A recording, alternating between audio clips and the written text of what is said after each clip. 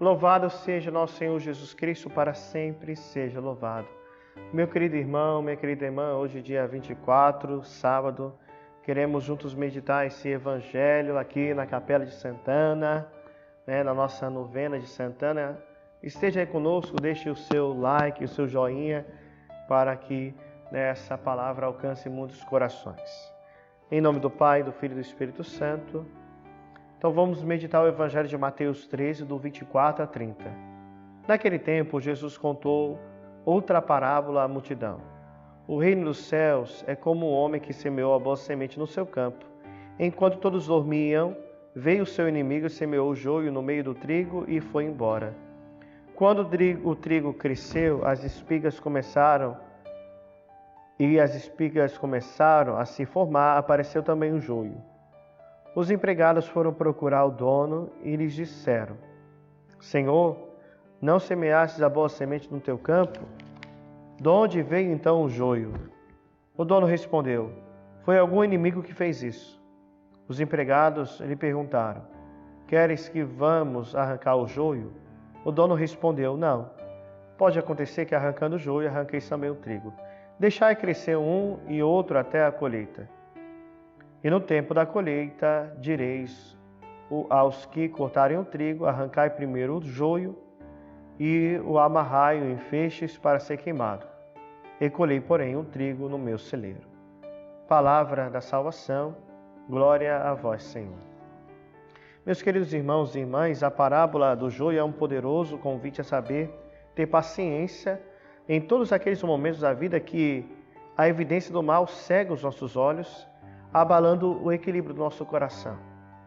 O ensino do Senhor sobre esse assunto parece bastante claro, né? Quando a terra foi semeada por bons grãos e começa a dar frutos, não devemos nos alarmar se quando virmos as ervas daninhas, o joio brotando junto com as boas. É obra do outro, do inimigo, ao qual não devemos dar importância excessiva. Tentar erradicá-lo imediatamente seria um erro grave. Como diz o Evangelho, que um ou outro cresçam juntos até a colheita, e na época da colheita direi aos celeiros, aos cefeiros: primeiro juntai o joio e amarrai-o em feixes para queimá-lo. Em vez disso, coloque o trigo no meu celeiro.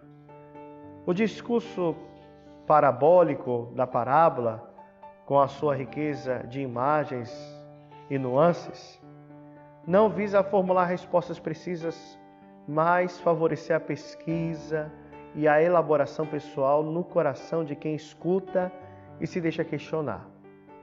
A imagem do campo, com o trigo e o joio, não pretende banalizar ou enfatizar as evidências do mal, mas quer colocá-la de volta no seu justo limite. Na verdade, o mistério do mal, ao invés de ser explicado, compreendido, apenas precisa ser envolvido e derrotado pela força da paciência e do bem. O discípulo de Cristo deve aprender a combatê-lo com paciência, com as armas certas, sem nunca ser ditado pelo medo que muitas vezes se transforma em agressão e violência. A solene resposta que o povo de Israel responde ao dom da lei recebido e transmitido por Moisés aprofunda esse ensinamento. Moisés pegou o livro da aliança, isso é a primeira leitura de hoje, e o leu na presença do povo e disseram: o que o Senhor disse, faremos e escutaremos. Aqui está o segredo, meus queridos irmãos: fazer tudo o que o Senhor nos disser. Não se espantar na medida que o joio cresce com o trigo, mas recordar qual é a nossa identidade. Nós somos trigos do Senhor. Que em cada momento da nossa vida seja essa experiência de ser trigo de Deus, não joio na vida das outras pessoas. Para que no momento certo o Senhor recolha-nos para o seu celeiro. Somos os trigos de Deus, queremos ser a cada dia, e não um joio que será lançado fora queimado, mas o trigo do Senhor para ser recolhidos no celeiro do paraíso. Deus abençoe meu irmão e minha irmã, em nome do Pai, do Filho e do Espírito Santo. Amém.